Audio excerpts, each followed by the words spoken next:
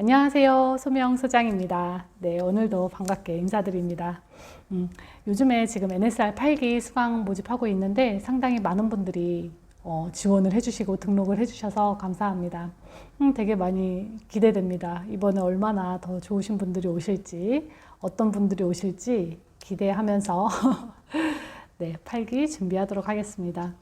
이번에 의료반이 상당히 빨리 마무리될 것 같아요. 그래서 필요하신 분들은 좀 의료반 하실 분들은 좀 서둘러 주시고요.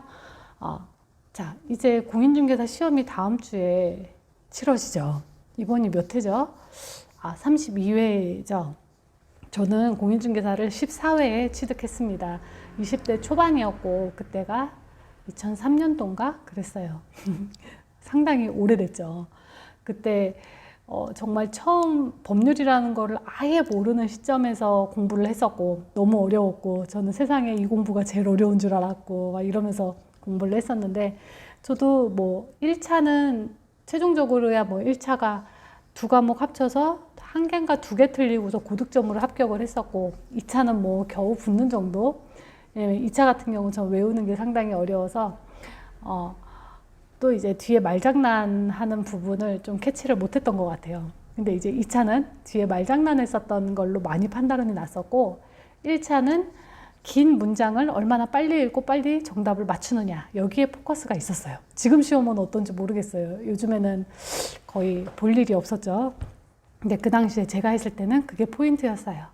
그래서 1차 점수가 너무 안 나왔을 때여가지고 어떻게 하지 막 2주 전까지만 해도 점수가 막 60점도 안 나올 때였거든요. 간단하니까 불안하잖아요. 그래서 고민하다가 그때 학원에서 뭐 지문식 특강이라고 해서 지문으로 만들어 놓은 이런 식의 문제가 나오고 이런 지문이 나옵니다 라는 거를 특약집으로 만들어서 그걸 가지고 특강을 하는 게 있었어요. 그래서 특강을 듣고 나니까 앞에 어떤 내용이 나오면 아무리 긴 지문이라도 뒤에 이런 내용이 나온다 라는 식으로 좀 어떻게 보면 빠른 답변 찾기 이런 식의 그런 강의를 했었거든요. 그래서 그걸 듣고 나니까 상당히 문제를 빨리 읽는 게 익숙해졌고 또 이 지문은 틀린 거야 맞는 거야가 습관이 되다 보니까 그래서 고득점이 쉬웠던 것 같습니다. 그리고 또 1차는 이해를 한번 하고 나면 점수가 이해를 한번 하고 점수가 한번 올라가면 잘 떨어지지가 않았었던 것 같아요. 그래서 처음엔 너무 힘들어 하다가 마지막에는 재미있게 시험을 봤었던 기억이 납니다. 지금 시험 준비하시는 분들 꼭 좋은 결과 있으셨으면 좋겠습니다.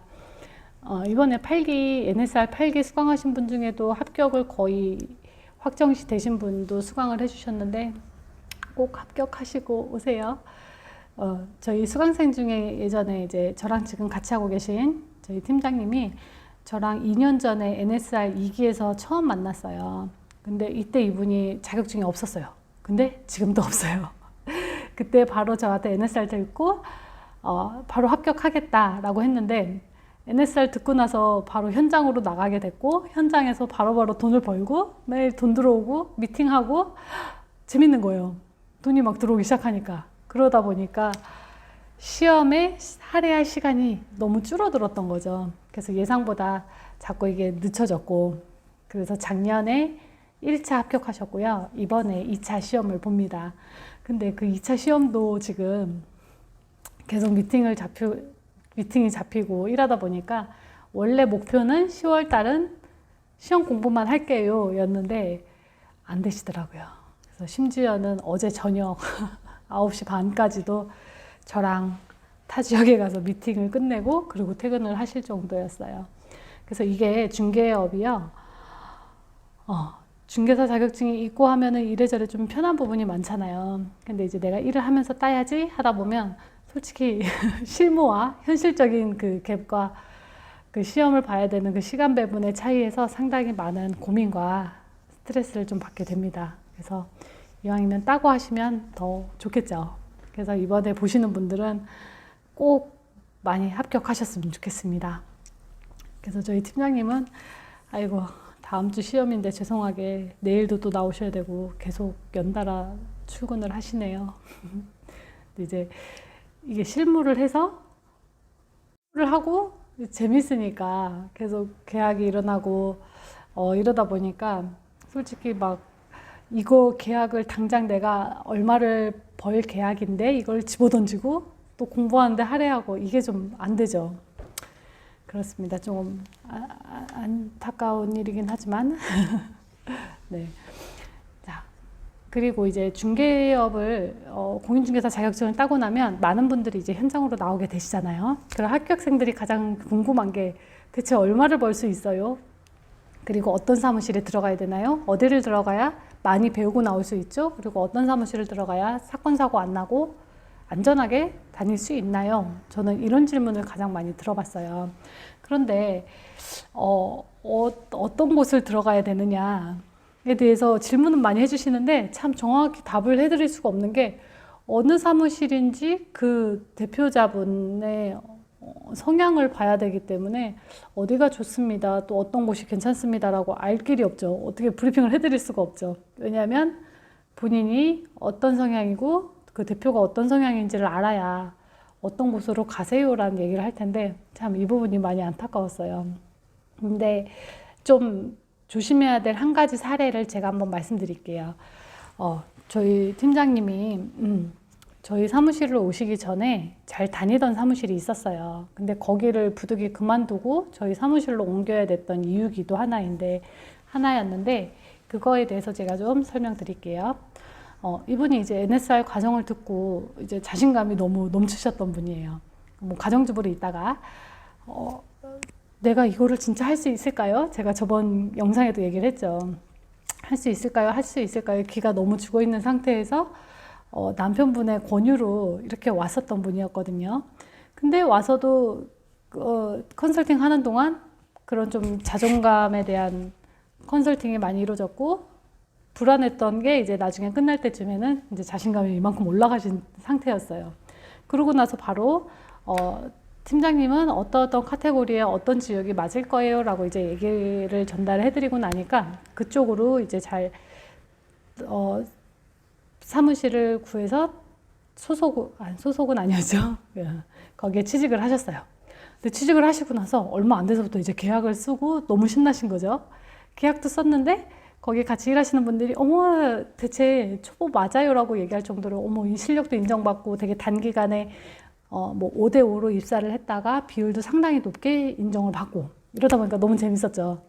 그런데도 불구하고 집에서도 가까웠거든요. 지금 저희 사무실은 상당히 멀리 있는데도 거긴 상당히 가까웠는데도 옮기실 수밖에 없는 사건이 하나 발생했습니다. 그 사건에 대해서 하나 말씀드릴게요. 자, NSR 과정에서 이제 안전장치를 거는 부분 체크하는 거, 그리고 사고가 안 터지게끔 진행하는 과정들을 다 이제 배우고 나가신 상태이기 때문에 이분이 이제 그런 부분을 잘 체크해서 고객에게 브리핑도 했고 그 부분을 다 감안해서 고객이 다 진행을 했어요. 그런데 이분이 중개 보조원이다 보니까 직접 계약을 하지는 못했고 그리고 중간중간 이제 그 대표님이 대부분의 이제 중개는 참여를 하신 거죠. 그래서 이제 공인중개사고 직접 개업하는 게 내가 잘 알고 있으면 사고 날 일이 더 적은데 이게 소속으로 들어가고 중개 보조원으로 들어가면 거기에 대표님들의 성향에 따라서 사건 사고가 안 날 게 이제 나기도 해요. 근데 또 반대로 정말 괜찮은 데를 들어가면 사건 사고가 날 뻔한 거를 잡아주시기도 하시죠. 근데 이 사무실은 이제 사건 사고가 안 날 일이었고 사건 사고의 책임에 여지가 없게끔 중개를 잘 해놓은 거였는데 정말 일이 이상하게 가버린 사건이었어요. 자, 이 팀장님이 이제 상가 계약을 하신 거예요. 상가 계약을 했고 임차인께서 여기 들어와서 사업을 할 수 있다라고까지 다 확인을 하고 들어왔는데 결론적으로는 거기서 사업을 더 이상 할 수 없다. 아예 사업자를 낼 수가 없다라는 확실한 결론이 나게 돼버린 거예요. 근데 그 과정에서 이 팀장님이 잘못한 게 전혀 없었고 이 고객분도 본인이 진행을 해왔던 부분하고 체크했던 부분이기 때문에 이쪽에다가 책임을 전가할 생각이 전혀 없었던 부분이었거든요. 그래서 처음에도 저 이러이러한 상황 때문에 이거를 빨리 정리해서 빼주실 수 있을까요? 라는 식으로 문의가 들어왔는데 그때 그 대표님이 잘못한 게 없는데도 잘못했다는 식으로 상황을 끌어가신 거예요. 우리가 잘못했어요. 근데 이 팀장님은 처음부터 끝까지 안전한 방식을 알고 계셨기 때문에 그 방식대로 진행을 했고, 고객조차도 그거에 대해서 이해를 했기 때문에 처음에는 상당히 본인들이 부탁하는 식으로 해결을 좀 도와주십사라고 요청이 왔었던 거죠.